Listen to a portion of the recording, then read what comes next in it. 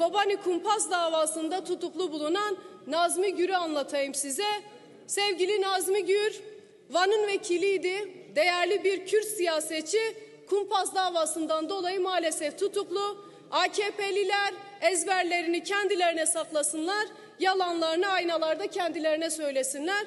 Vicdanlı olanlar da Nazmi yoldaşımızın şu sözlerine kulak versin. Bu davanın en başında söylediğimizi son söz olarak isterseniz size tekrar söyleyelim. Bu dört başı mamur bir kumpas davasıdır.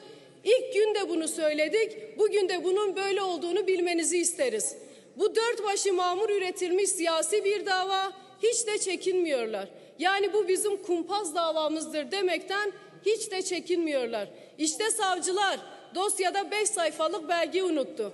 O belge aslında kumpasın belgesidir, bir andıç belgesidir. Emniyet Müdürlüğü'ne ithafen yazılmış 5 sayfalık bir belge. O bir üçgendir. Üçgenin biri HDP, yani bizlerin tutuklanmasıdır. İkincisi HDP'nin kapatılma davasıdır. Üçüncüsü de bizlerin bu yargı kumpaslarıyla bertaraf edilmesidir. Olay budur, bundan ibarettir. Evet, milyonlar da olayın bundan ibaret olduğunun farkında ama yargı maalesef AKP vesayetinin kıskacında.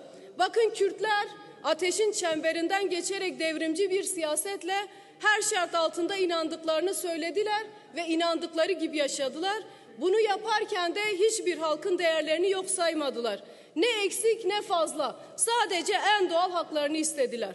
Bu haklılığın verdiği güçle zindanları, sürgünleri, hatta ölümleri göze aldılar ama asla geri adım atmadılar.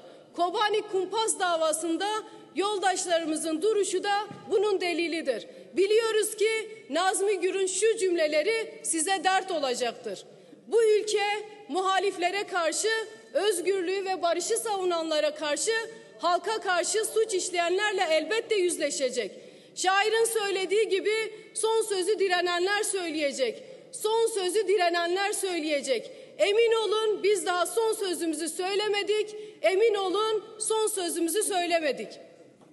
Sayın milletvekilleri, değerli Türkiye halkları, Selahattin Demirtaşlar, Figen Yüksekdağlar ve daha on binlerce siyasi tutsağın onurlu mücadelesi teslim alınamaz.